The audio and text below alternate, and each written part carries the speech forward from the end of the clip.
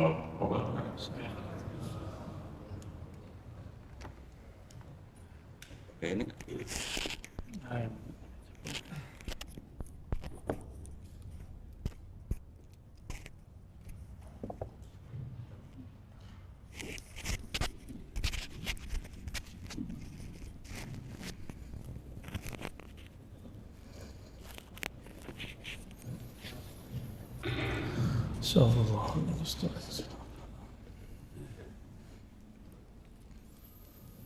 Assalamualaikum warahmatullahi wabarakatuh.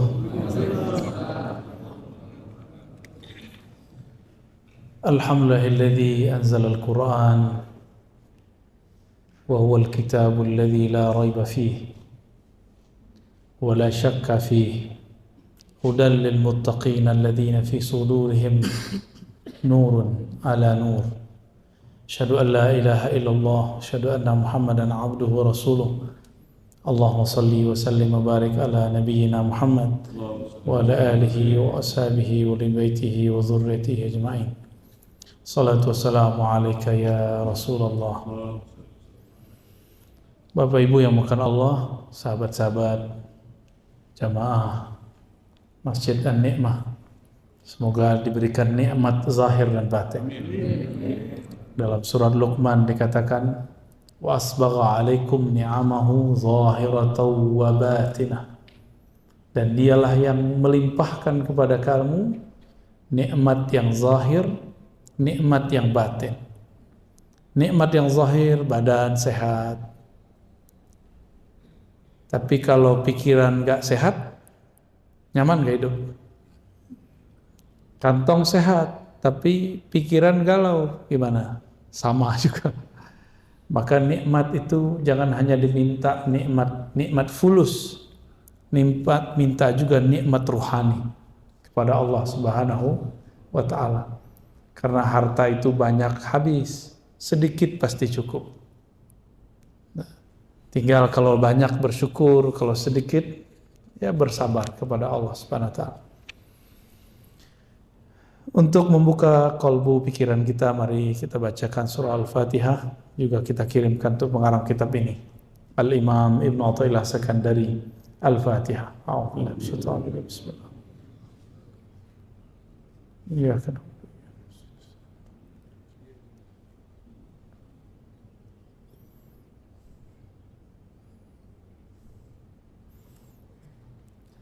Qala Ibn Athaillah, la yushakkikannaka fil wa'di adamu wuqu'il maw'ud. Janganlah engkau ragu, janganlah engkau menjadi ragu jika apa yang dia janjikan belum diberikan.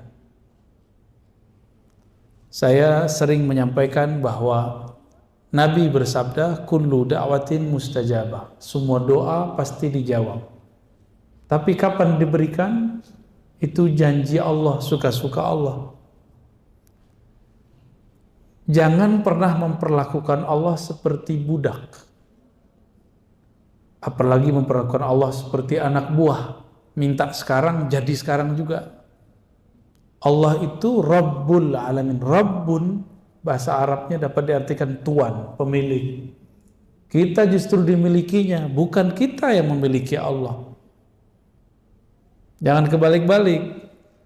Jangan pernah ngomong, aku udah minta gak dikasih. Memang kamu siapa? Ya, saya udah bertahun-tahun minta nggak dikasih-kasih. Lalu ya iya.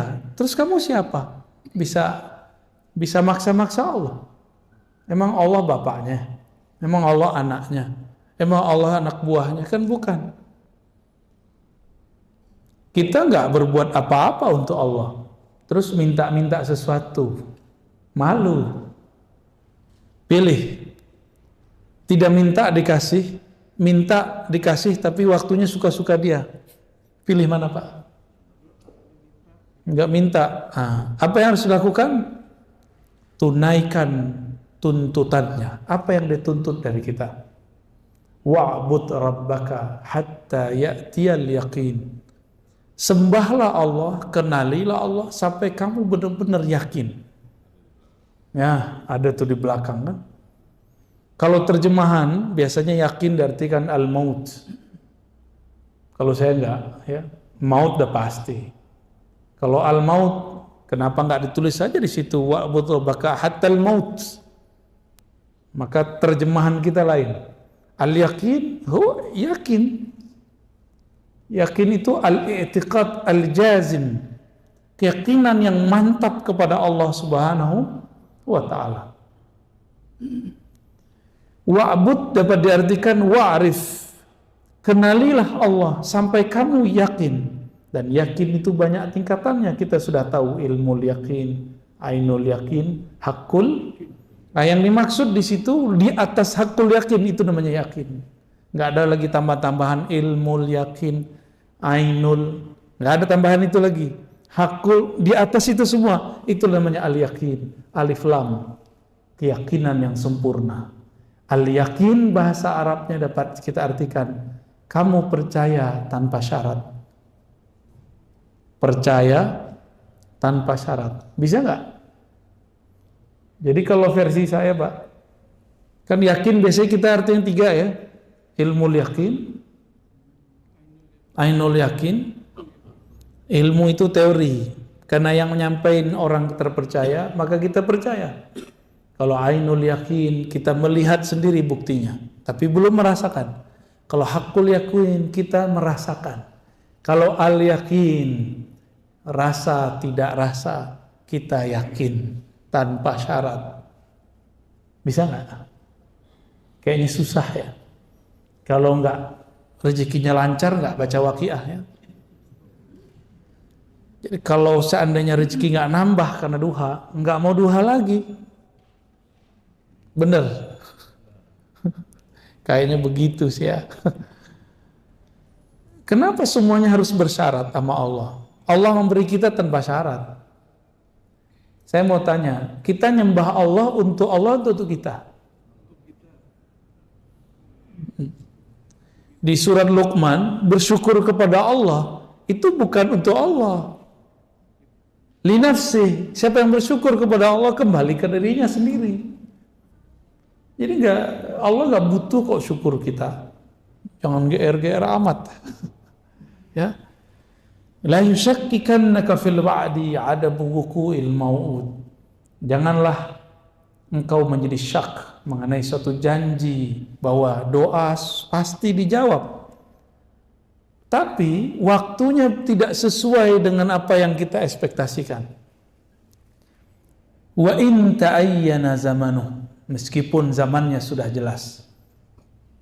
Li'alla yakuna dzalika qadhan fi basiratik. Supaya syak kamu itu tidak memadamkan cahaya mata hatimu. Wa ikhmadan li nuri sariratik. Dan dapat memadamkan cahaya dalam sirmu. Jadi ada basirah, ada sarirah. Apa bedanya nih? Ya. Ada basirah, ada sarirah. Basirah itu mata batin. Dengan itulah qalbu melihat. Sarirah itu matanya ruh. Dengan itulah ruh bermakrifat. Dua ya, beda ya. Kalau qalbu itu dibuka lagi, ada lagi yang terdalam namanya sir. Sarirah. Sarirah itu matanya ruh. Ruh kita memandang dengan itu. Maka kalau disebut ikhmadan li nuri sariratik. Kamu jika ragu kepada Allah, maka ragumu membuat kamu bodoh. Kebodohan itu adalah padamnya cahaya ma'rifat. Ma'rifat artinya ilmu.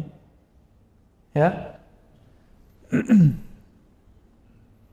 Kita semua sudah tahu Allah tidak pernah melanggar janjinya. Innallaha la yukhliful mi'ad. Tapi giliran diuji sebentar saja, kita doa belum dikasih, mulai ragu. Benar nggak? Padahal doanya nggak sungguh-sungguh juga. Bapak doa tapi pikirannya kemana-mana. Ya, itu nggak sungguh-sungguh namanya. Doa yang sungguh-sungguh itu seperti kita datang kepada seseorang, meminta pertolongan kepadanya, kita jaga adab di depan dia. Berani nggak kita datang seseorang, orang bos, kita minta kepada dia sesuatu pakai proposal. Tuan, Bapak, mohon bantu acara kami, masjid kami, atau usaha kami.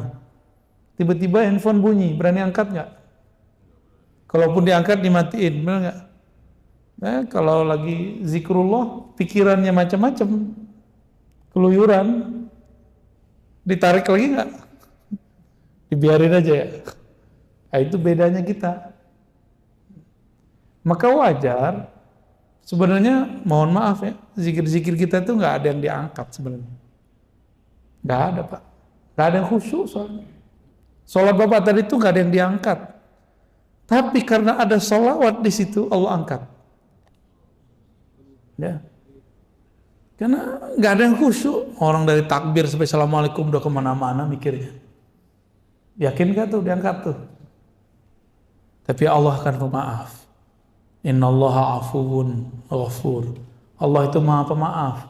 Masalahnya mahar maaf itu ada. Bersalawat kepada baginda Rasulullah sallallahu alaihi wasallam.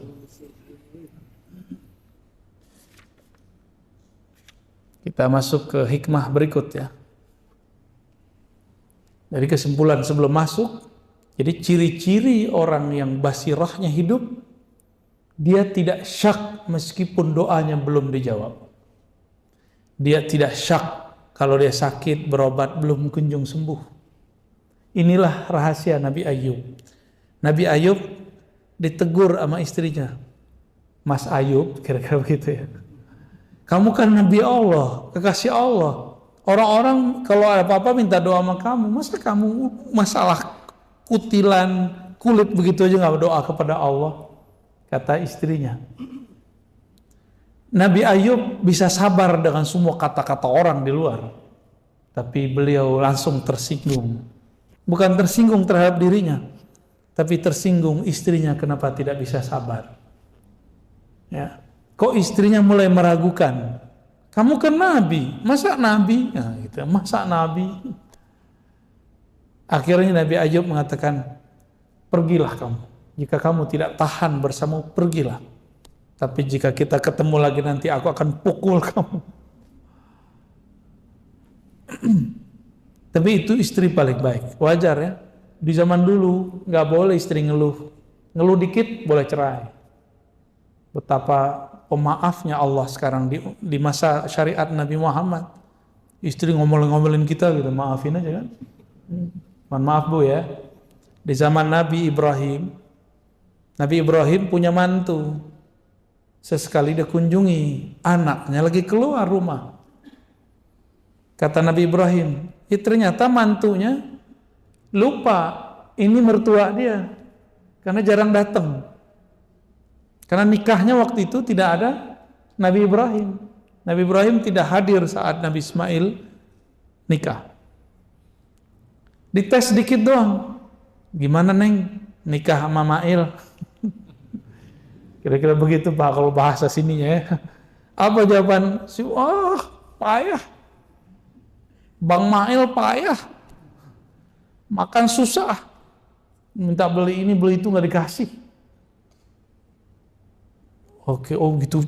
Cuma pertanyaan begitu, jawabannya 3 jam. Apa kata Nabi Ibrahim? Nanti sampaikan ke suamimu. Aku ini orang penting baginya. Kalau suamimu pulang, sampaikan ganti pasak pintu ya. Pergi Nabi Ibrahim. Gak lama pulang Nabi Ismail. Nabi Ismail itu tahu ayahnya baru datang karena penciumannya tajam. Itu bukan penciuman hidung, Pak.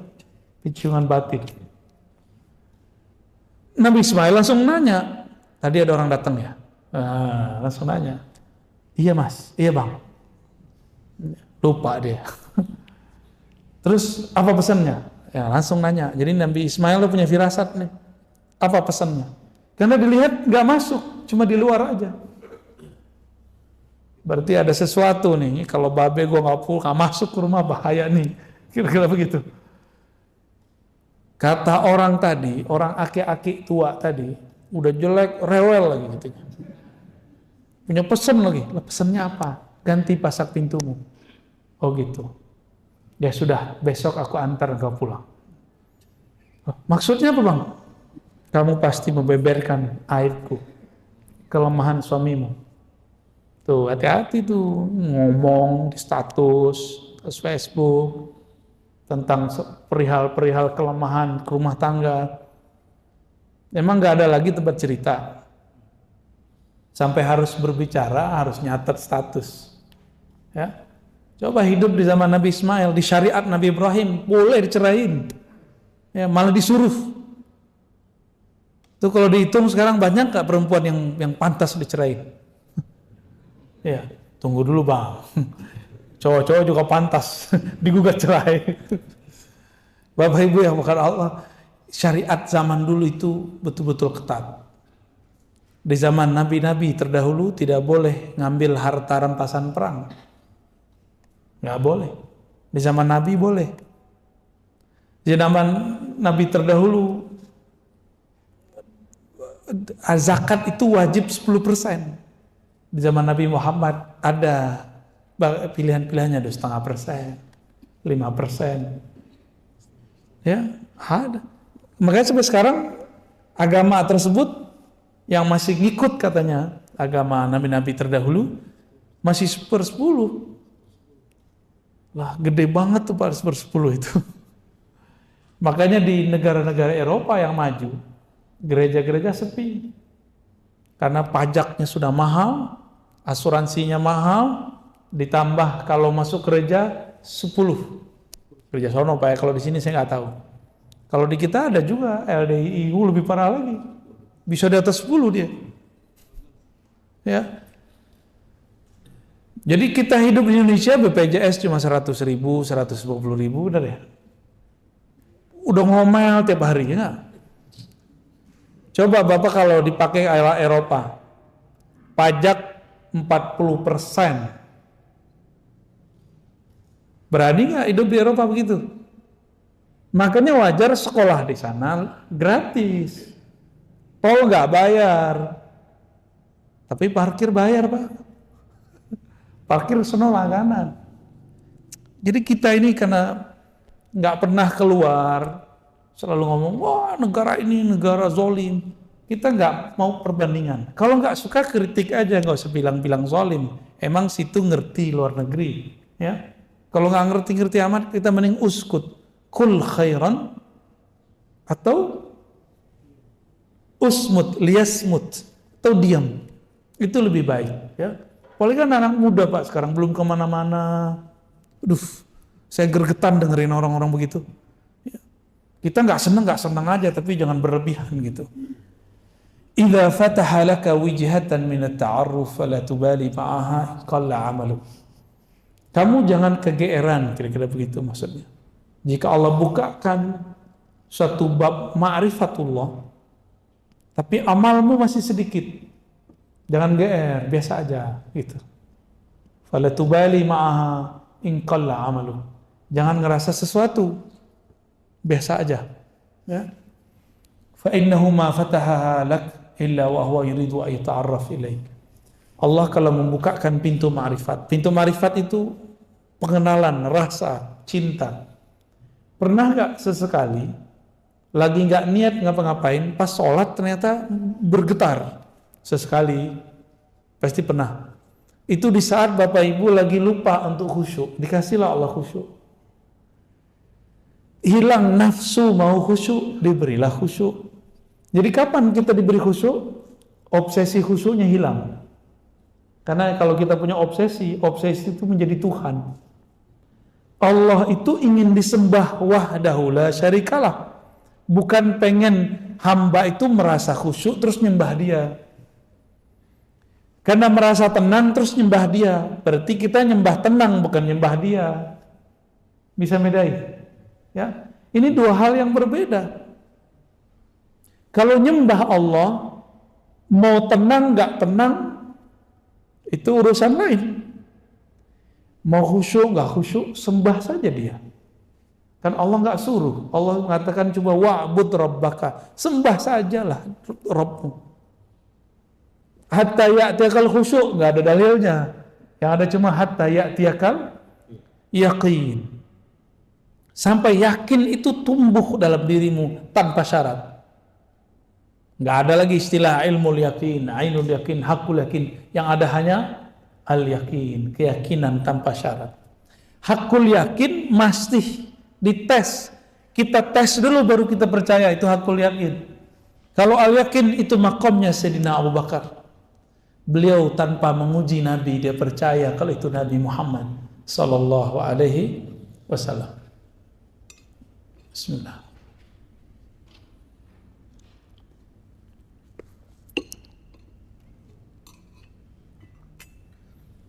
Kalau Allah membukakan rasa, zikir terasa ringan.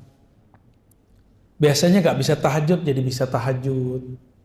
Biasanya gak senang pengajian jadi senang pengajian. Itu namanya Allah ingin memberi kita ma'rifat. Biasanya males mau datang kajian, sekarang gak males. Berarti sudah ada gerak ma'rifat dalam qalbu. Nah, jangan GR, jangan rasa sok suci juga. Allah kalau memberikan rasa itu kepadamu, berarti Allah sedang ingin berkenalan dengan itu maksudnya. Kita tiba-tiba zikir pagi sore, kayaknya rajin. Pernah ngalamin itu nggak? Baca Quran biasanya setahun sekali. Ini sebulan sekali. Atau sebulan berapa kali? Ada yang bisa 3 kali. Berarti 10 hari khatam. Terus bilang, keren juga gue ya. Pertama kali saya menghafal Quran, Pak. Hanya seminggu. Untuk pemula bisa hafal 1 juz. Saya hitung-hitung untuk kertas. Wih, tebel juga ya. Takjub. Takjub itu. Wow, berarti otakku luar biasa. Berapa lembar nih? Saya hitung-hitung. Habis itu 3 bulan gak nambah 2 juz. 1 halamannya susah. Tobat lagi, astagfirullah. Kayaknya ada gak bener nih ya. Setelah kita tobat lagi, baru bisa jalan lagi tuh. Hafalnya cepat lagi. Tuh awal-awal ngapalin Quran dulu tuh. Jadi ternyata ada juga godaan, padahal ini teks suci. Belum tentu cara menghafalnya, caranya suci. Maka teman-teman penggiat hafalan, gak usahlah buat hafalan sebulan, 40 hari. Lebay. Ikutinlah sahabat Nabi. Sahabat Nabi itu ngafalin dikit-dikit, khamsan, 5 baris. Mau Bapak Ibu? Ya, 5 baris. Ustadz buru-buru 5 baris. 1 baris lumayan. Ada tips yang masih kerja. Jangan buang-buang waktu. Berangkat dengerin surat An-Naba, tapi diulang-ulang. 1 surat aja. Jadi flash disk-nya isinya 1 surat aja. Jangan tamak mau banyak-banyak ayatnya. Kecuali emang mau mendengarkan banyak ayat. Makruh loh Pak, kita nyetel Quran terus kita ngobrol. Mending nyetel nasyid, nyetel sholawat. Jadi kalau nyetel Quran, kita diem. Itu adabnya ya. Jangan sok soleh.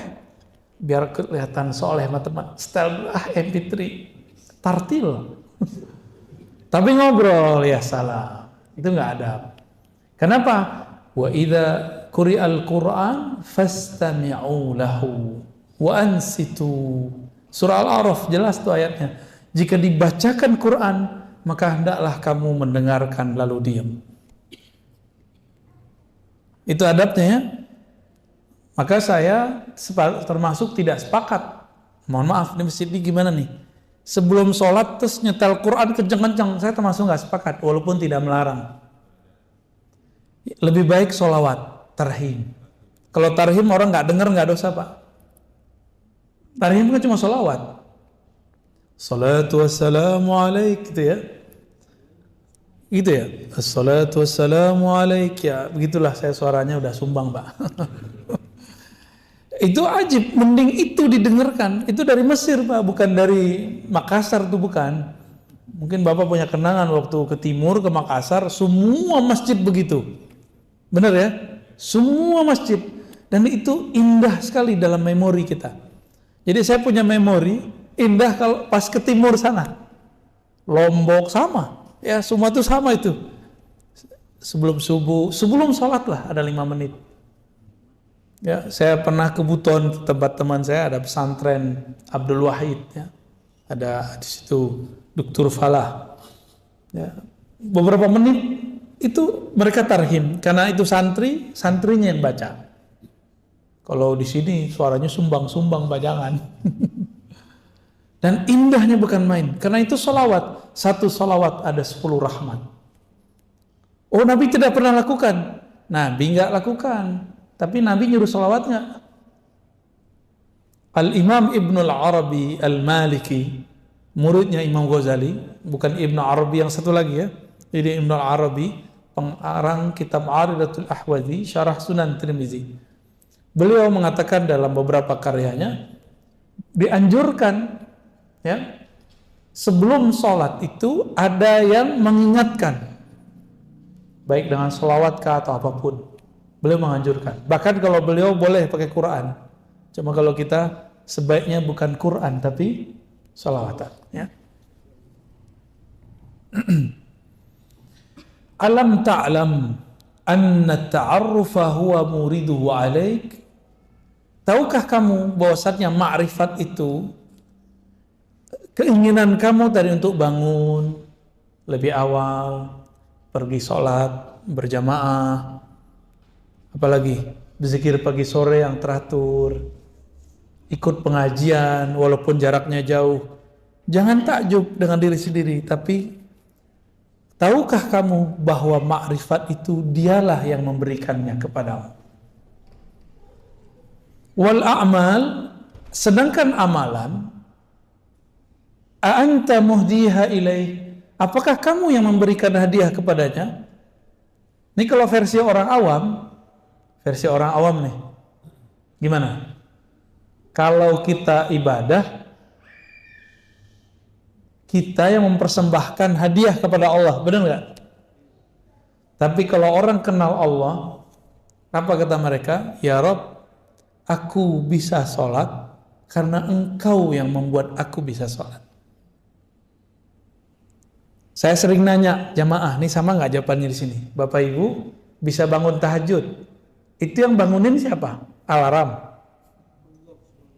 Yakin? Alarm, pasangan, atau Allah?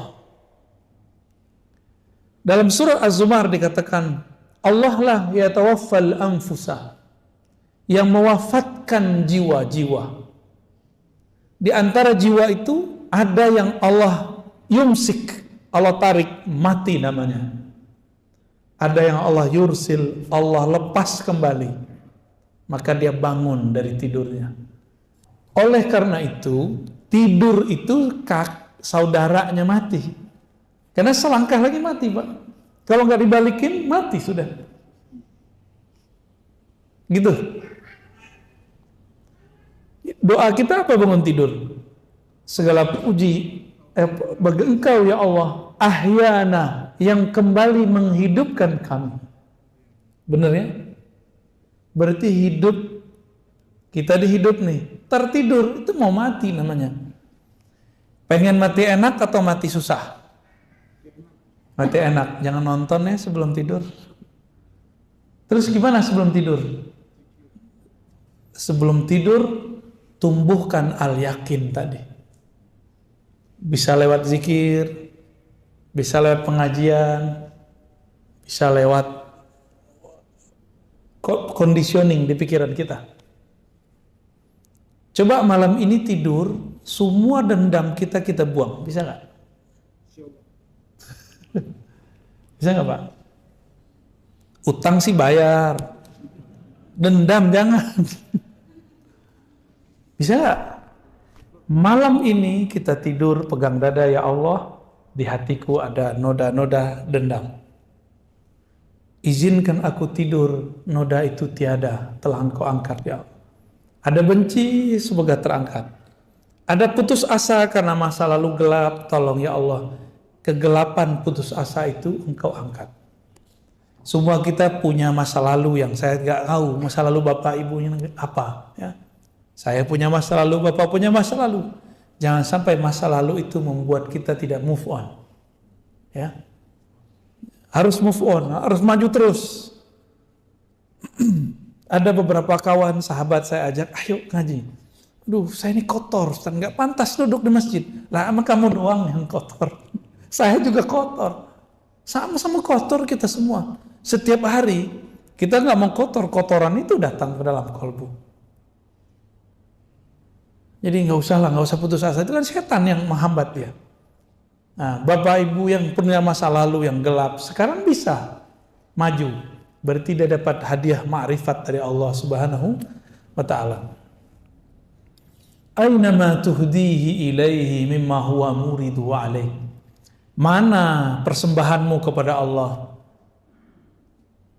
Jika yang kamu anggap itu persembahan, sholat kamu anggap hadiah kepada Allah, terus kamu bisa sholat karena siapa? Kalau Allah nggak bangunin, bisa tahajud nggak? Bisa tahajud nggak? Berarti kita tahajud itu hadiah dari Allah atau kita ngasih hadiah kepada Allah? Gimana kira-kira? Mulai malam ini bisa nggak ganti persepsi? Tahajud itu tanda terima kasih. Itu yang dimaksud Nabi waktu Aisyah bertanya. Ini nggak pernah diungkap Pak sebelumnya, jarang orang mengungkap ini. 1-2 paling kiai kita yang mengungkap ini. Karena selama ini kajian hikam cuma di pesantren-pesantren, di majelis-majelis thariqat. Orang nikmat japos, tiap berapa kali kirim Fatihah ya. Tembus juga ya. Tapi kita buat kajiannya ya mohon maaf weekday begini ya. Hari Senin lagi ya. Tapi alhamdulillah. Itu namanya ta'aruf, Pak. Ma'rifat masuk dalam kolbu. Mau hari apa jadi Ustaz. Nabi ditanya oleh Sayyidatuna Aisyah, kenapa engkau masih sholat sebanyak itu wahai Rasulullah? Sampai kakimu kapalan wahai Rasulullah. Sedangkan engkau diampuni dulu, sekarang dan nanti. Apa jawaban Nabi? Afala an akuna abdan syakura. Apakah aku tidak boleh wahai Aisyah menjadi hamba yang berterima kasih kepada Allah? Karena aku dibangunkan malam ini, aku berterima kasih karena dibangunkannya. Aku diizinkan sujud. Aku berterima kasih bisa sujud lama-lama. Aku diizinkan masih bisa ngangkat tangan. Allahu Akbar. Di saat orang masih ngorok. Jadi Bapak bisa hidup datang sekarang. Jangan care dulu, katakanlah hati terima kasih ya Allah. Di saat teman-temanku istirahatnya adalah tidur atau main handphone atau nonton. Engkau gerakkan aku beristirahat dengan cara mendengarkan hikmah-hikmah dari walimu. Al-Imam Ibn Athaillah As-Sakandari. Waliullah di zamannya. Kutub bahkan Al-Ghaus. Ya.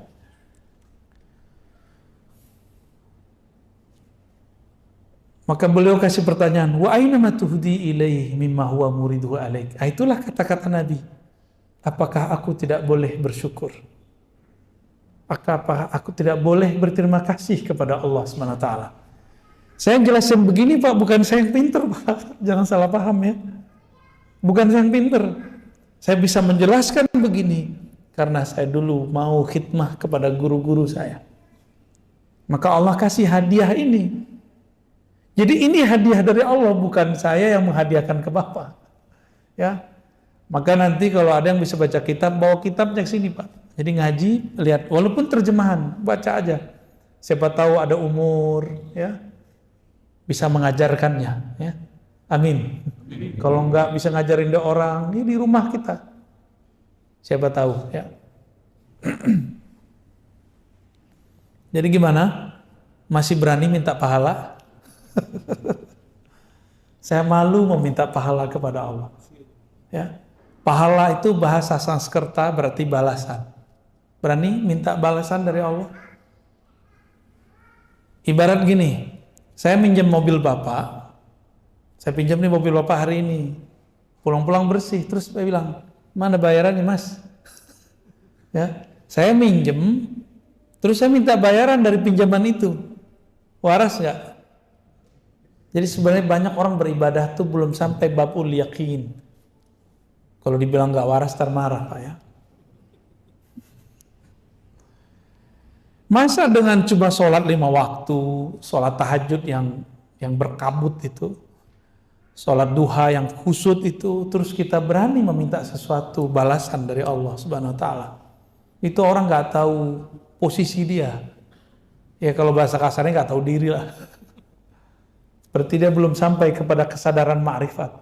Sholatnya baru sholat nafsu, belum sholatnya seorang yang bermakrifat. Dia nafsu mau dapat sesuatu, dia sholat. Mengoboga sholatnya memperlancar dia dapat sesuatu. Itu nggak baik ya.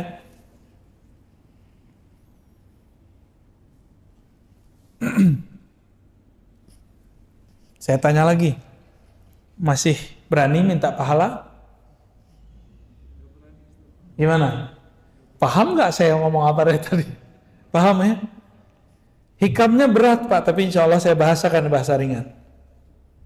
Apa yang kita lakukan dari ibadah, zikir, belajar, semuanya adalah hadiah ma'rifat dari Allah. Karena itu hadiah darinya, pantaskah kita selesai menerima hadiah terus minta hadiah lagi? Gitu, hadiah pahala. Saya rasa nggak pantas. Maka saya mengimbau diri saya sendiri dan kita semua yang hadir, cukup meminta pahalanya. Maka benarlah imam-imam kita yang mengajarkan sholat, lalu selesai sholat bacanya lillahi astaghfirullahaladzim. Sebelum sholat membaca astaghfirullah, asyhadu an la ilaha illallah, asyhadu anna rasulullah, usolli fardal maghribi atau fardal isya'i, bla bla bla bla, belakangnya lillahi ta'ala. Itu wajar supaya nggak minta macem-macem ya. Kalau masih minta macam-macam, berarti belum dapat ma'rifat, baru dapat amal. Gitu. Jadi kalau kita buat dua tuh model cara orang beribadah ya. Ini banyakannya pegangan nih Pak.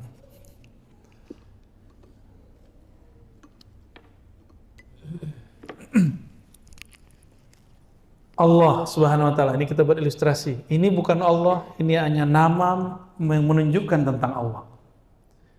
Allah menurunkan ma'rifat. Apa yang diturunkan? Biar kepalanya tengong dikit Pak. Ma'rifat. Bentuk ma'rifat itu apa?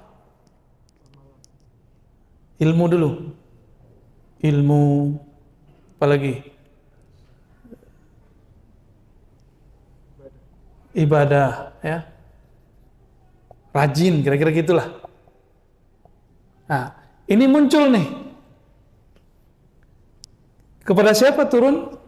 Abdun, kepada hamba Allah Subhanahu Wa Taala. Kalau itu turun, maka si hamba dapat sholat. Dia rajin sholat, dia ngaji, dia ibadah. Bapak sedekah, itu harta dari siapa? Masih meminta pahala. Betul, Allah mengatakan satu kali ngasih, 1 kali 700, benar nggak? Ini yang ikhlasnya lumayan. Kalau ikhlasnya kurang, 1 kali 10, ini standar. Ikhlas nggak ikhlas ini dapat 10. Maka orang non muslim, kalau dia suka memberi, dia dapat 10 keberkahan, walaupun dia non muslim. Tapi kalau dia percaya kepada Allah, langsung naik 700. Tapi kalau dia tidak bersyarat al-yakin, 1 kali tak terhingga. Pilih mana Pak? Nah, si hamba ini ketika dia sholat, jika dia sudah faham bahwa ini ma'rifat, bagi dia bukan memberi hadiah kepada Allah, tapi dia sedang ibadah itu, kalau si hamba datang kepada Allah disebut dengan ubudiyah. Apa arti ubudiyah? Penghambaan. Itu artinya, bukan ibadah. Penghambaan. Jadi sholat itu bukan lagi untuk minta pahala. Maka saya berharap jamaah kita malam ini mulai dewasa rohaninya. Jadi kedewasaan rohani ditandai dengan sholat tidak minta sesuatu lagi kepada Allah. Siap malam ini? Nggak minta khusyuk, nggak minta tenang, nggak minta pahala, nggak minta surga. Yang diminta cuma Allah, pemilik surga dan neraka. Itu. Allah mengatakan, aqimis salata li dzikri. Surat Taha ayat 14. Salatlah kamu untuk sekedar mengingatku. Bukan supaya tenang. Ingat saja aku, nanti pasti tenang. Karena kalau orang dia mencari ketenangan, dia nggak pernah tenang. Emang tenang itu apa? Tenang itu di saat dia lupa mencari ketenangan. Kapan dia lupa mencari ketenangan? Di saat dia lupa apa yang harus ditenangkan. Yang harus ditenangkan? Pikiran, hati. Lupakan itu, baru masuk ke zikrullah. Maka zikir itu ada tingkatannya 3. Tingkatan zikir, Pak. Pertama, zikir menyebut. Ya, ini tingkatan zikir nih. Kalau kita buat tingkatan zikir, zikrullah ya.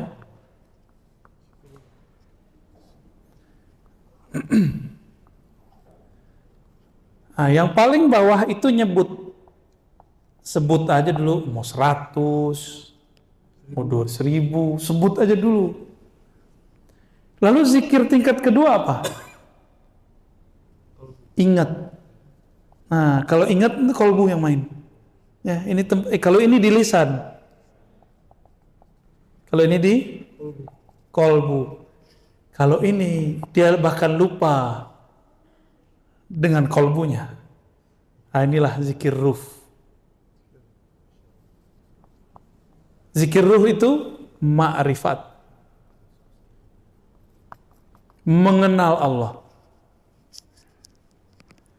Pernah nggak Bapak nyebut-nyebut seseorang, tapi kita belum kenal, baru tahu di sosial media.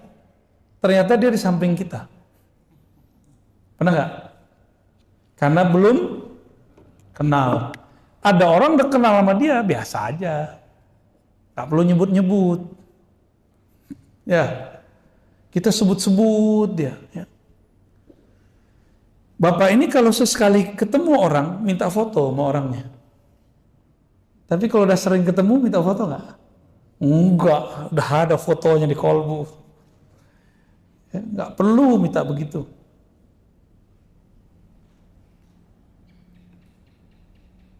Nah, itulah modelnya. Ya.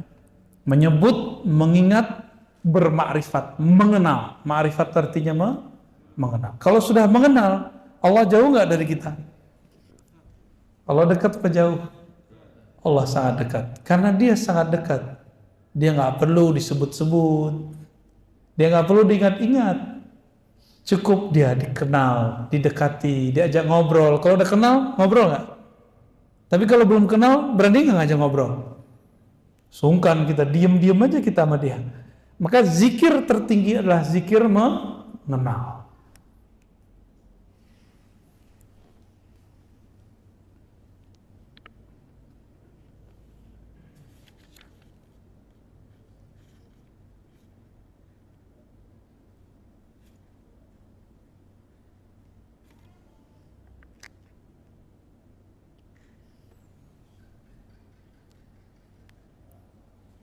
Di sini ada beberapa penjelasan panjang ya. Tapi kalau saya bacain penjelasannya, hikmahnya nggak banyak dapat, Pak. Kita cukupkan ya. Hikmah baru aja lagi. Hikmah keberapa nih? 6. Udah 6 ya? 8 apa 6? Tadi 1, 2, sekarang yang ketiganya. Ya, hitung aja Pak ya. Tanawwa'at ajnasul a'mali litanawwu'i waridatil ahwali.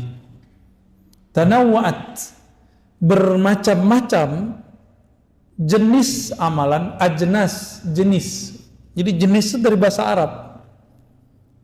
Jinsun, jins. Pakai jins nggak Pak? Itu beda lagi ya. Jins itu bacanya ya. Kalau ini jinsun, jim nun sin. Jenis bahasa Indonesia. Genus dalam bahasa pengetahuan lama ya. Tanawwa'at. Kenapa bermacam-macam amalan itu? Kenapa amalan itu nggak kayak malaikat? Malaikat itu yang sujud aja. Ada malaikat itu dia kalau ibadah dari awal penciptaan itu cuma ruku. Nabi ditanya, wahai Rasulullah, apakah zikir yang paling utama? Apa kata Nabi? Zikir yang paling utama adalah yang paling utama dibaca oleh malaikat di langit. Subhanallah wa bihamdi, subhanallahil azim. Yang tadi Bapak baca ya. Subhanallah wa bihamdi, subhanallahil azim.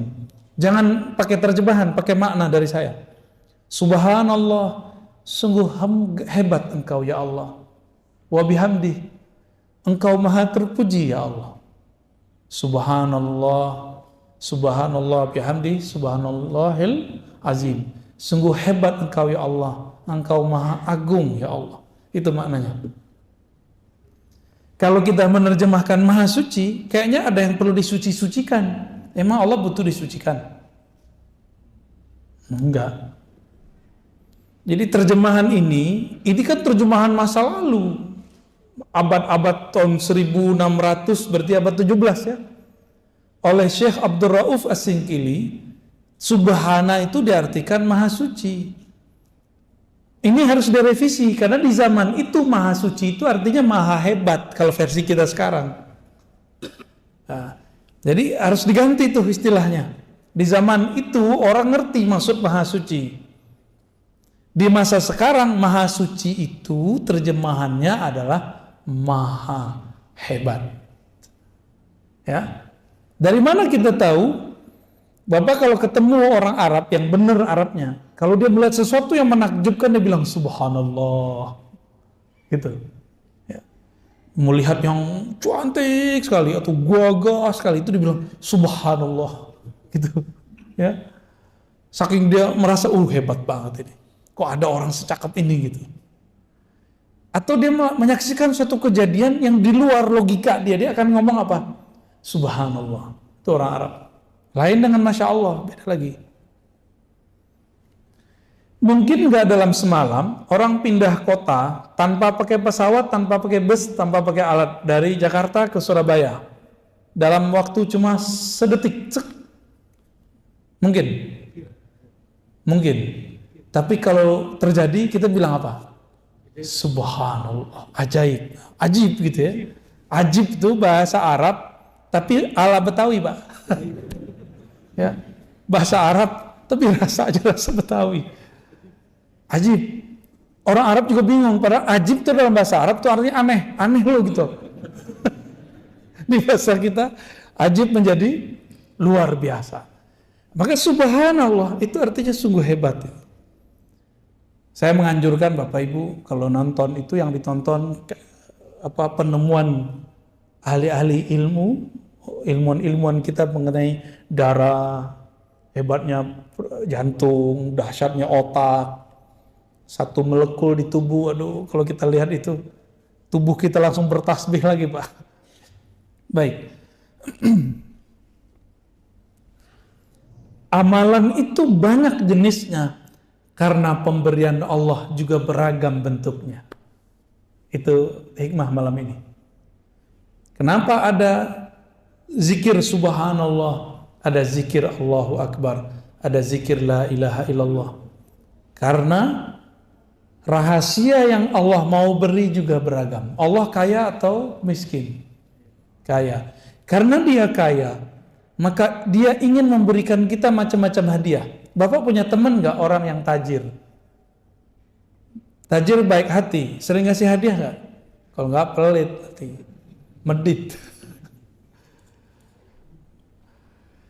Apabila ada orang kaya, dia suka ngasih hadiah sama kita karena dia senang. Pasti hadiahnya macam-macam. Kadang ini, kadang itu, kadang ini, dan kadang-kadang surprise. Allah lebih kaya daripada yang kita bayangkan. Dia ingin kita menerima itu. Tapi Allah Subhanahu wa taala ingin kita siap menerimanya. Allah nggak butuh tasbih, kita nggak butuh. Allah nggak butuh sholat, kita nggak. Yang Allah mau dari kita adalah engkau siap-siaplah menerimanya. Gitu.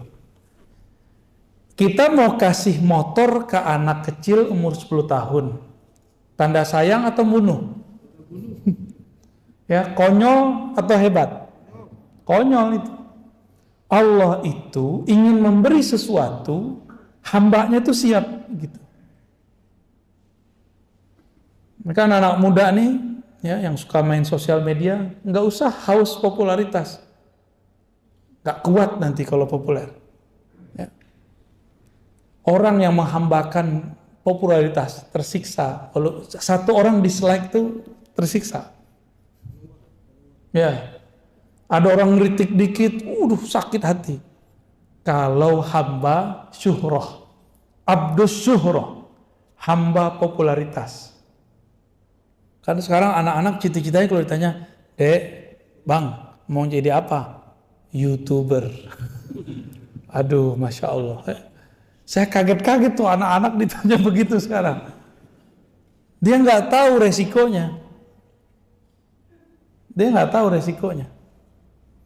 Orang kalau sudah terkenal dengan satu brand, dia harus memaksakan dirinya seperti itu. Dan itu sandiwara yang paling menyiksa diri.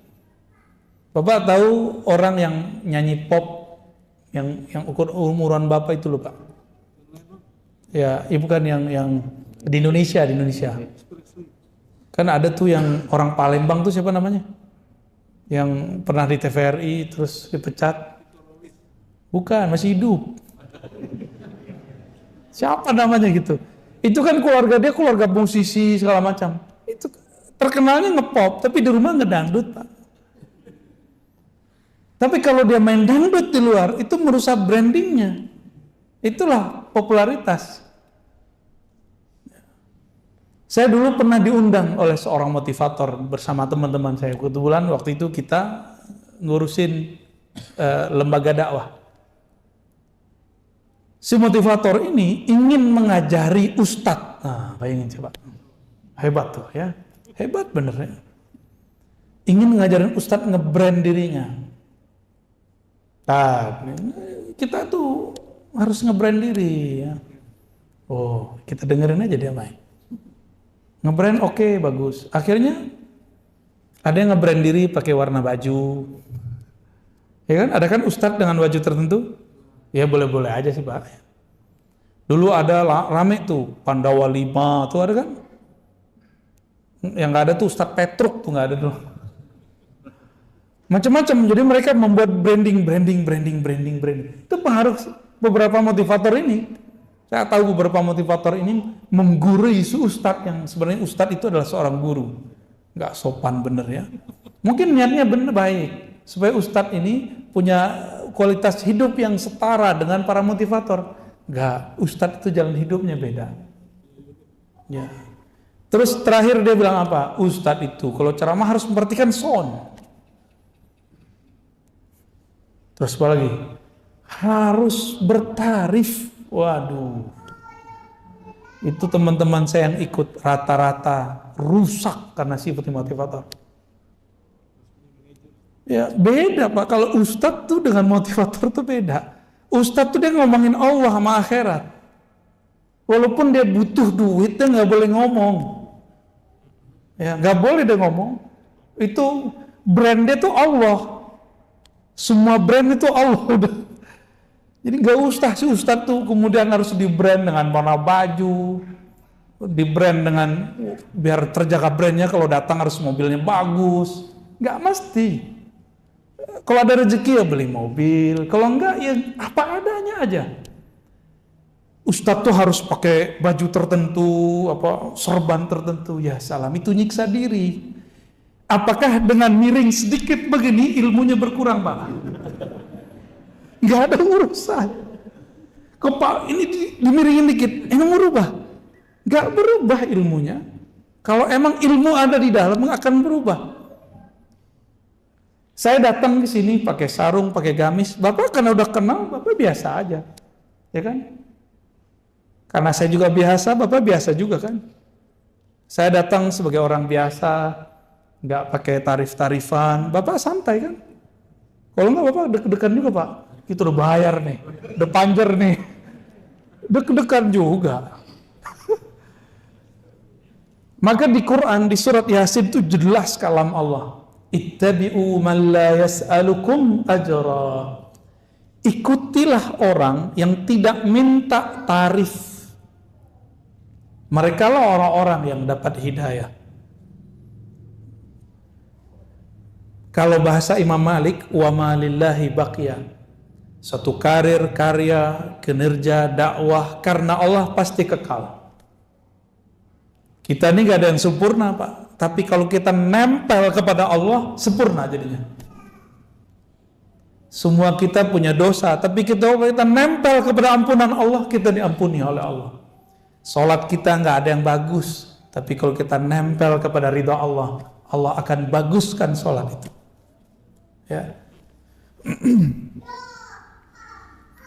Ketika seseorang baca Alhamdulillah, maka akan ada satu kondisi di kolbunya kalau dia berkoneksi dengan Allah. Pahami dulu makna Alhamdulillah. Alhamdulillah artinya thanks God. Ya, syukran ya Allah. Terima kasih ya Allah. Semua pujian itu milikmu ya Allah.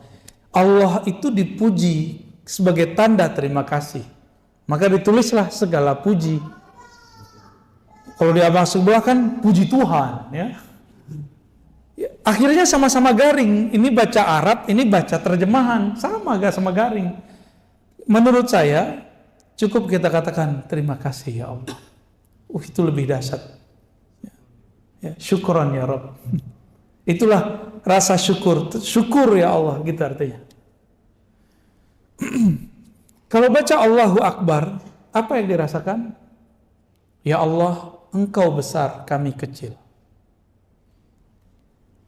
Kalau kita bawa pikiran banyak mau sholat, cukup baca takbir. Bapak manai takbirnya. Itu semua pikiran kita langsung mengecil.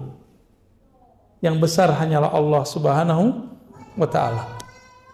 Kita punya banyak masalah sebelum sholat. Setiap hari ada masalah nggak? Ya, benar. Setiap hari ada masalah ya. Bener. Ada yang gak punya masalah tiap hari? Pasti punya masalah. Masalah Bapak Ibu nih banyak nih, gak usah curhat ke siapa-siapa. Ya, gak usah curhat ke ustadz, gak usah curhat ke teman, gak usah. Curhat kepada, cukup katakan Allahu Akbar, ya Allah masalahku banyak. Tapi Engkau ampunan rahmatnya, bantuannya lebih banyak.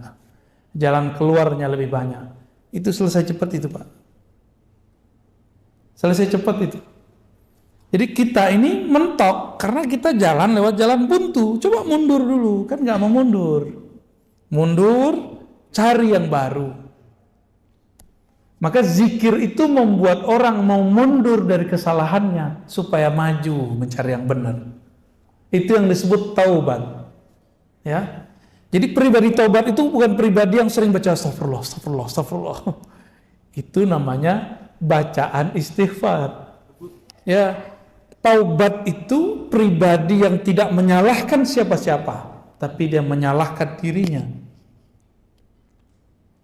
Dia ketemu pakai GPS salah GPS nih. Ya bukan begitu. Kenapa dia nggak mau nanya sama orang? Ini kan udah tahu ada orang, nanya ke GPS. Apalagi zikirnya, sholawat. Sholawat itu mencakup zikir-zikir yang ada. Jadi kalau saya sholawat, Bapak Ibu, Bapak sholawat, itu tadi zikir kita yang tadi kebawa semua sama dia. Kenapa? Saya mau tanya Pak, sholat kita zakat ya. Allah zakat nggak? Allah sholat nggak? Allah haji nggak? Allah umrah nggak? Allah puasa nggak? Tapi Allah sholawat nggak? Berarti sholawat spesial nggak? Di saat seseorang bersolawat, dia sedang satu frekuensi dengan Allah. Itulah fana, lebur dalam cinta. Maka dia bersolawat. Solawat itu artinya, ya Allah, sampaikan cinta kami kepada Nabi Muhammad. Kalau terjemahannya, ya Allah turunkan rahmat ke Nabi Muhammad. Emang Rasulullah masih butuh digituin? Enggak. Ini saya kasih artinya Pak ya. Apa arti solawat? Ya Allah sampaikan cinta kami kepada Rasulullah Sallallahu Alaihi Wasallam. Baru tuh ada rasa tuh ketika bersolawat. Jangan nerjemah lagi sholat, tapi maknai sholat itu. Itu aja bedanya kalau kita belajar hikam dengan belajar terjemah. Saya yakin kalau orang sini belajar terjemah 2 kali pertemuan kabur.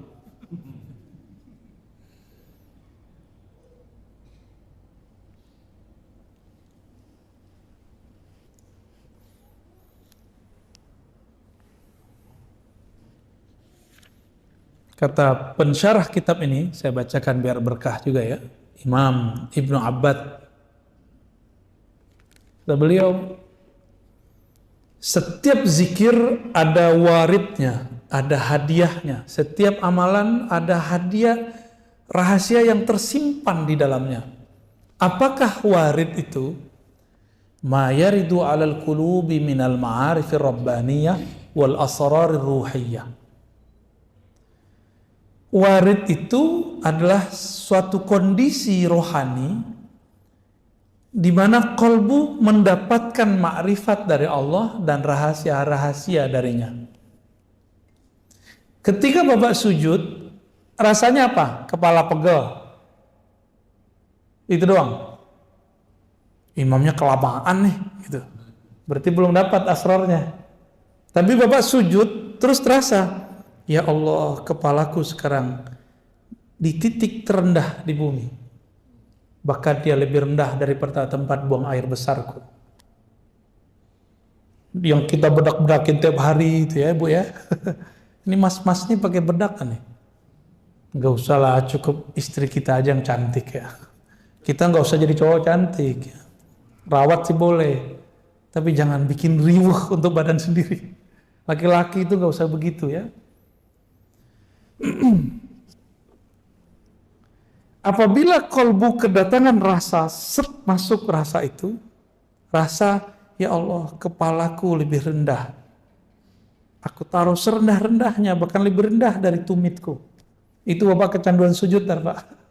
Enak tuh sujud begitu. Terasa tuh nikmat sujud. Tapi temukan sendiri rasa itu ya. Tadi itu kunci-kuncian yang kita kasih. Jadi kalau zikir, saat sujud, itu yang kita rasakan. Jangan ngayal kemana-mana. Nabi kasih benefit. Aqrabu ma bainal abdi wa rabbihi fis sujud. Itu benefit. Sedekat-dekat hamba kepada Allah lagi sujud. Ya, maka berdoalah kepada Allah. Kan begitu di hadisnya. Nabi kasih jalan kalau orang masih mau doa. Tapi sujud yang sebenarnya masih perlu doa nggak? Nggak perlu lagi doa. Sujud itu sudah di dalamnya doa. Ya. Karena Nabi setiap kali memintakan syafaat kepada Allah untuk kita, Nabi sujud dulu. Jadi nanti di akhirat Bapak Ibu, Nabi itu makhluk paling sibuk. Dia nggak sempat mikirin diri sendiri. Nggak sempat mikirin siapa-siapa dalam dirinya. Yang dipikirkan ummati, ummati, ummati. Setiap kali mau lewat, itu ada datang orang cari. Wahai Rasulullah bantulah kami. Wahai Rasulullah bantulah kami. Di tangannya sudah ada daftar orang yang dia mau bantu. Itulah kekasih-kekasihnya. Ulama-ulama pewaris ilmunya. Mewarisi sifat-sifatnya. Tidak hanya mewarisi serban dan jenggotnya. Tapi juga mewarisi karakter-karakter rahmatnya. Itu ditandain nama Rasulullah tuh. Lalu sahabat bertanya, wahai Rasulullah, bagaimana cara engkau nanti tahu bahwa itu adalah umatmu, sebanyak itu umat? Jawaban Nabi, aku mengetahuinya dari ghurran muhajjalin, dari pancaran bekas wudu. Wudu itu isinya apa? Cuci-cuci muka? Bukan. Wudu itu membersihkan zahir, mensucikan batin. Sebagaimana Allah memandang kolbu manusia, maka di akhirat Nabi diizinkan memandang kolbu manusia. Ya, kalau di dunia Nabi tahu, dikasih tahu isi hati orang, tapi nggak boleh berhukum. Itulah yang terjadi ketika ada orang bapak Khawarij datang, Nabi nggak bolehin bunuh, karena dia belum menunjukkan kekasarannya. Jadi kelompok ekstrim nih sekarang, kalau dia belum kasar, kita belum boleh main tangan, Pak. belum boleh main tangkap. Tapi kalau dia sudah menyiapkan bom, mau membunuh, Masya Allah, itu boleh. Dan kita meridhoi kalau ada polisi, bagian tertentu di polisi melakukan itu. Itu penyelamatan bagi kita. Ya, penyelamatan bagi negara ini. Bapak mau nanti buat maulid di bom orang? Mau nggak nanti? Ya. Nah, maka kelompok-kelompok ini sekarang muncul itu diberangus oleh salah satu perangkat kepolisian. Kita doakan mereka supaya tetap tulus kepada Allah Subhanahu wa taala ya.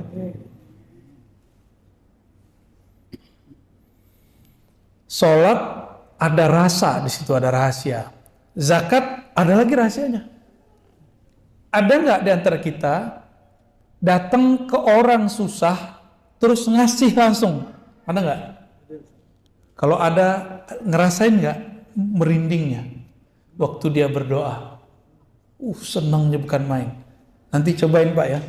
Jangan sombong, ngundang-ngundang fakir miskin ke rumah. Itu paling nggak suka tuh ya. Mohon maaf Pak kalau pernah melakukan. Bapak belagu itu namanya. Dia udah miskin, udah yatim piatu, udah susah. Dia harus menghancurkan egonya lagi untuk datang ke rumah kita. Terus kita kasih amplop, belagu amat. Kayak bakal kaya selama-lamanya aja ya. Kalau benar mau ngasih, datang ke mereka. Atau ajak mereka kemana. Jangan bawa mereka ke rumah kita. Kecuali Bapak mau ajak mereka, yuk nginep sehari semalam di rumah saya. Rasain nikmati nih rumah gede gitu misalnya. Kalau gitu nggak apa-apa. Datang pengen sukses, minta doa. Ngasih cuma 500.000. Pengen dunia akhirat. Ya salam. Apalagi hafiz-hafiz Quran, cemen aman antum, mau cuma dibayar 500.000 terus khataman di situ, ya salam ya. Terlalu rendah itu Quran khataman begitu. Kalau mau khataman, khataman aja ya. Jangan cuma dengan duit-duit segitu kemudian kita merusak waridnya. Jadi apa yang membuat zikir-zikir amalan ini terhambat? Jadi sir dari Allah mau turun, rahasia dari Allah mau masuk ke dalam kolbu, tapi terhalang. Karena di kolbu kita paling dalam, kita meniatkan amal itu bukan untuknya. Gitu.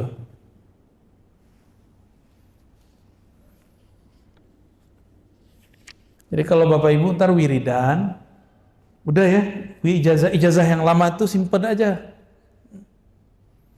Zikir biar kaya tuh simpen Pak. Apalagi zikir mahabbah, simpen udah nggak usah. Zikir buat sakti, simpen, gak usah lagi. Sekarang zikir yang biasa, lalu katakan, aku berniat menyebut Engkau ya Allah, karena Engkau layak disebut. Aku memujimu ya Allah, karena Engkau layak dipuji. Aku menyembahmu ya Allah, karena Engkau layak disembah, bukan karena aku pengen jadi kaya. Aku baca surah Al-Waqiahmu ya Allah, karena Engkau layak ayat-ayatmu dibaca, bukan karena pengen usahanya lancar. Bisa nggak begitu? Itu baru tasawuf. Jadi tasawuf itu bukan wiridan untuk sesuatu, ijazahan, mahar, bukan, itu bukan tasawuf. Itu pseudo tasawuf. Ya, tasawuf palsu. Tapi boleh nggak? Ya boleh, silakan. Cuma ta'ibtum, ta'ban, selamat lelah. Ya. Nih, ini saya kasih contoh Pak. Ini kan pengalaman saya sendiri. Saya baca surat tertentu, ayat tertentu, dengan angka tertentu, supaya saya dapat rezeki besok. Atau besoknya lagi. Udah selesai semua wiridannya ribuan. Sampai nggak ngantuk-ngantuk, nggak tidur-tidur dan kita ngantuk-ngantuk. Ditunggu besok, nggak datang-datang batu rezeki. Capek kan? Capek. Padahal simpel aja. Gak usah wiridan, besok bangun silaturahmi, datangin ahlinya, datangin orangnya, jadi. Ini mau pakai wiridan. Nggak nyambung. Zikir itu senjatanya murid. Betul. Tapi kalau orang sudah arif, senjatanya bukan wiridan, senjatanya kenalan, ma'rifat. Ya. Kan biasanya sering tuh datang ke kiai, Pak Kiai, ajarin dong doa supaya kaya gitu. Udahlah itu nggak usah lagi ya. Pak Kiai, saya mau merantau nih, kasih dong doa penjagaan diri. Salah itu. Ya. Nggak enak itu, nggak enak. Ya. Ntar kalau mengamarkan itu kita curiga terus sama orang. Bapak Ibu yang melakukan Allah, udah jam 9 ya.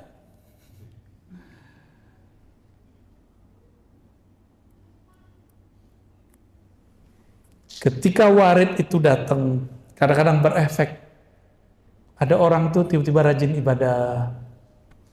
Ada ketika datang sir itu, dia nangis. Ada yang ketika datang rasa itu, dia rindu. Nah, dan itu kita praktekin, Pak. Di sini nggak ada yang ikut talqin zikir kemarin ya. Kita ketika talqin zikir, waktu di Ciputat, didik doang ngajinya. Nah, yang talqin di Ciputat, di dekat UIN.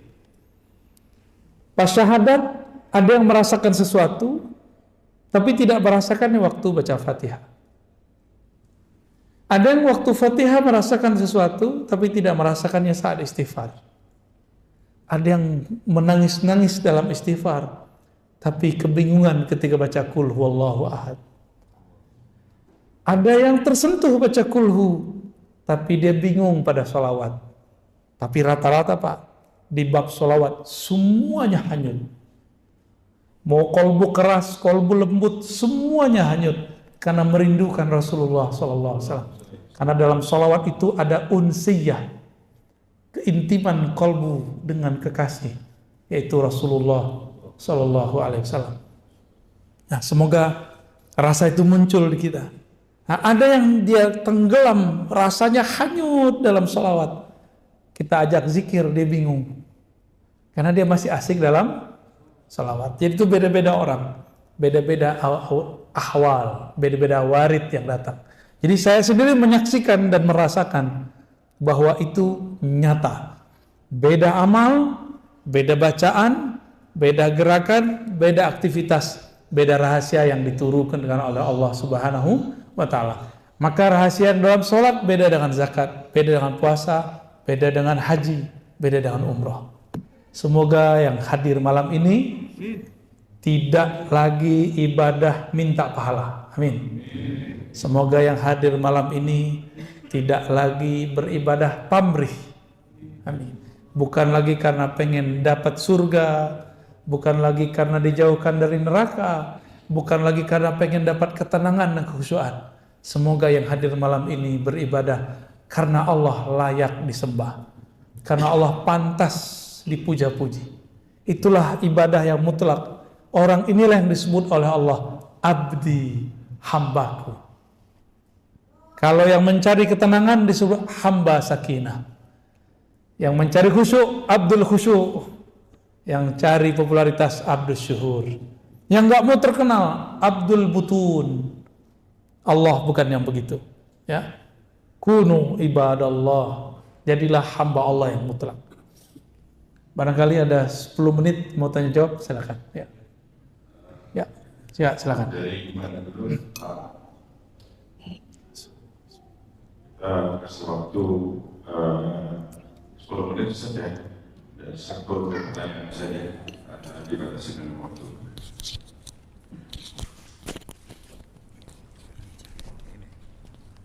Oke.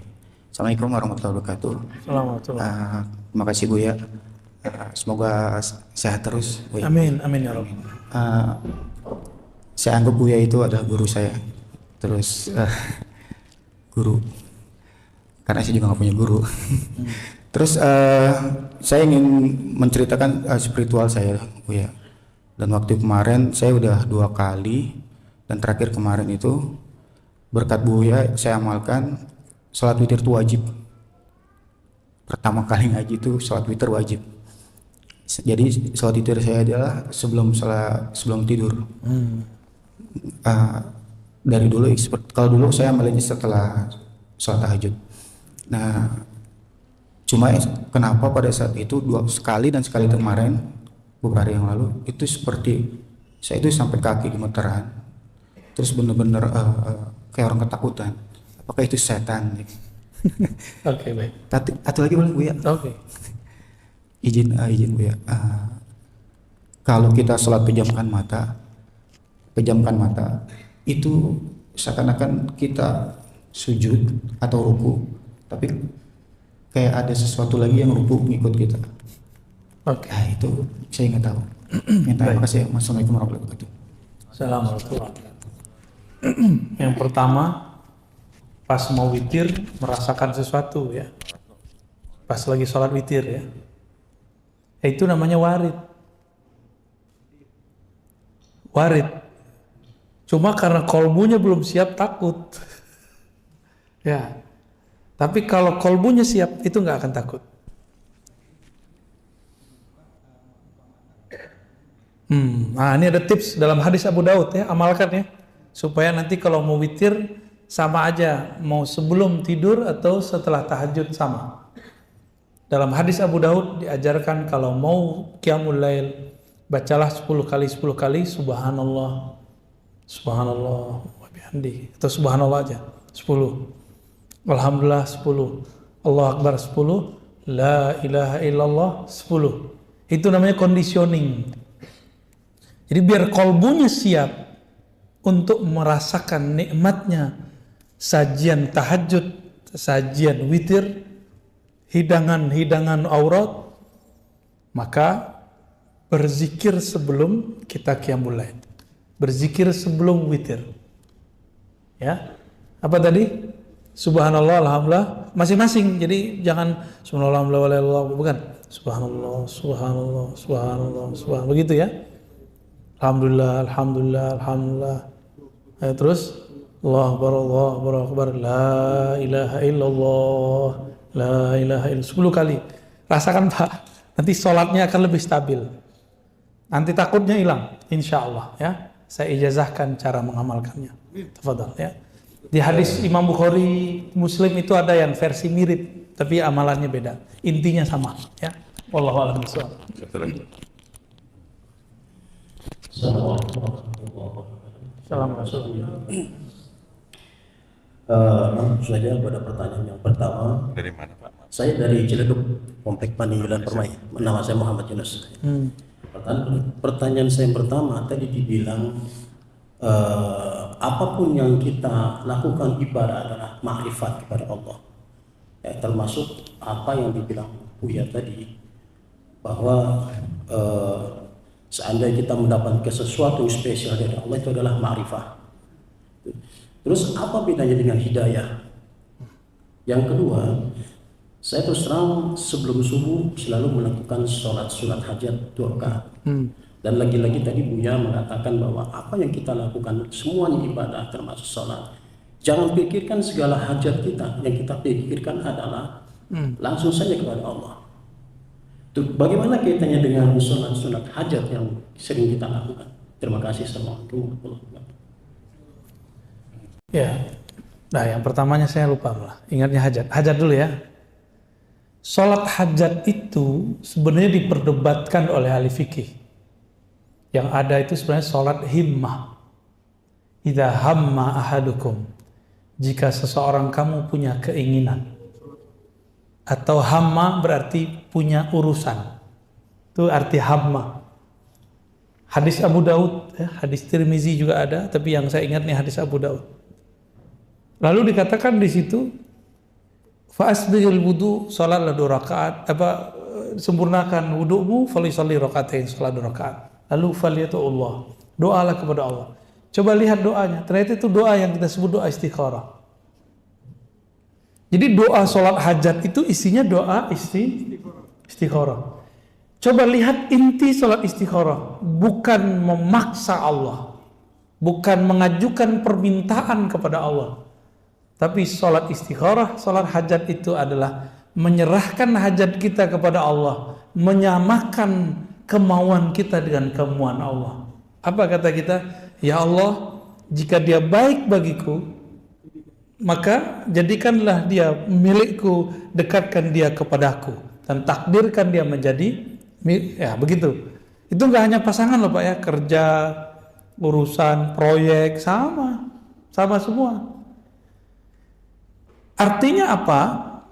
Kita tidak maksa Allah, tapi kita bertanya, ya Allah, ini baik atau bukan? Jika baik, jadikan, mudahkan. Jika tidak, maka jauhkan. Berarti masih ada kita nggak di situ? Nggak ada. Maka sholat hajat itu bukanlah kita memaksa Allah atau ngasih tahu Allah dengan hajat kita. Tapi sholat hajat itu konfirmasi. Ya Allah, ini hajatku baik apa enggak? Gitu ya. Baru denger antum ya. Selama ini kita kata kiai, kata ustadz, kalau ada hajat sholat 2 rakaat. Minta kepada Allah. Ya itu benar. Tapi ada yang lebih benar, ini dia nih. Isi dari sholat hajat istikharah adalah mengkonfirmasi kepada Allah hajat kita baik atau tidak. Kalau untuk kabul gampang bagi Allah, tapi baik buruk itu yang mau kita mintai kepada Allah Subhanahu wa taala. Dan itu berat loh Pak, kalau kita senang sama seseorang nih, terus kita bilang jika dia baik, wah itu senang tuh. Maka mudahkan ya Allah, takdirkan ya Allah, senang. Bapak udah coba belum? Orangnya kita cintai, terus kita bilang jika dia tidak baik bagiku ya Allah, maka ini susah tuh ngomongnya tuh. Bener gak? Tuh. Itu ilmu Pak, sebenarnya itu makrifat sebenarnya, tapi kok nggak ada yang menjelaskan selama ini. Ketemu di hikam, kata Ibnu Athaillah Sekandari rahmatullah alaihi wa qadasallahu sirrah. Ciri-ciri doamu langsung dikabul, itlaqul lisan. Lisanmu ringan untuk mengatakannya. Itu ciri-ciri kalau itu udah diterima di sana. Bahkan Ibnu Athaillah nggak ngomong begini, padahal dia mau ngomong begitu Pak. Sebenarnya doa kamu itu Allah juga yang bisikin. Allah bisikan kepada kamu, tapi kamu harus menjadi hambanya. Gimana caranya? Memintalah kepadanya. Tapi nolkan dirimu. Tiada kehendakmu kecuali kehendaknya. Tiada keinginanmu kecuali keinginannya. Tiada cintamu kecuali cintanya. Baru benar tuh cinta kepada Allah. Kalau enggak gombal namanya. Barangkali itu ya Pak. Yang pertama tadi apa? Hidayah itu baru awal dari nur. Kalau makrifat itu puncaknya nur. Berarti hidayah itu puncaknya apa? Makrifat. Jadi orang-orang yang dapat makrifat, dialah yang bisa bagi-bagi hidayah. Maka di Quran itu dibagi 2. Kadang Nabi disebut innaka la tahdi man ahbabta. Kamu tidak dapat memberi hidayah siapa yang kamu mau. Itu ma'rifat maksudnya. Ya. Tapi di ayat yang lain justru dikatakan engkaulah yang memberi mereka petunjuk. Man dalla ala khairin kafa'ilih. Siapa yang menunjukkan suatu kebaikan, suatu petunjuk kepada orang, maka dia sama dengan melakukannya. Jadi ada hukum hakikat, ada hukum syariat di situ. Ya, hakikatnya hidayah itu ma'rifat awalnya, tapi syariatnya bukan. Syariatnya dia sebuah ilmu, sebuah pengetahuan, sebuah teori, sebuah sentuhan, kira-kira begitu. Wallahu a'lam bishawab. Ya. Cukup ya?